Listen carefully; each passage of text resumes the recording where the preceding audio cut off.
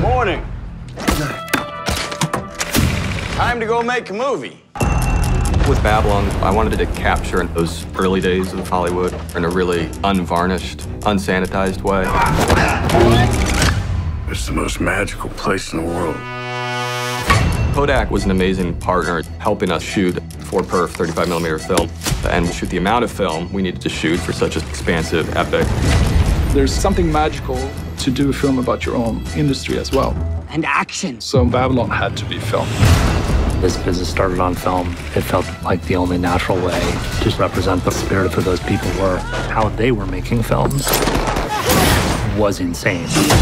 Take 2 frames off the tail and 3 more off the head. Linus takes us on an incredible visual journey. I like to get what I get in camera. In Babylon, we didn't really follow any rules.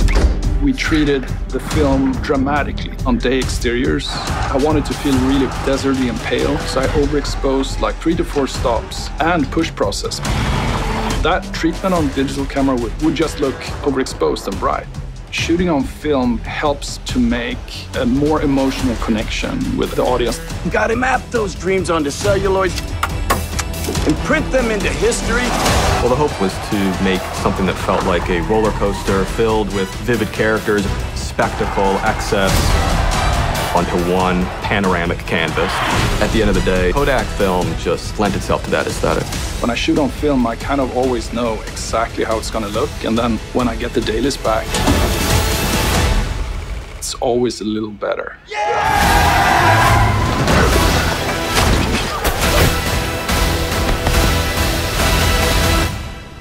Oh, yes. You'll never forget it. Let's roll, people! Let's go! Take 2! Florencia Martin has brought back history in a way that has made it so alive. You're going to find a Los Angeles that you can taste and smell and touch because of her work. Go, please! In discussions with Damien about how he wanted the film to look visually, from the get-go, he said, I want to be very historically accurate. My first evolution is diving into research and looking at what the city looked like in the 20s.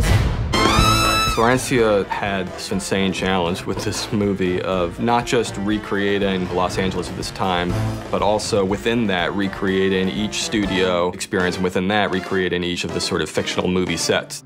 You're talking about sets within sets within sets. Action!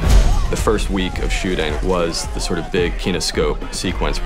We found this location in Peru, and we came here because it's completely desolate, and it was what Hollywood and studios looked like in the silent film era. Action! What had been a completely empty field, Florencia and her team used as the basis for building an outdoor silent movie studio with 6 or 7 sets running at all times.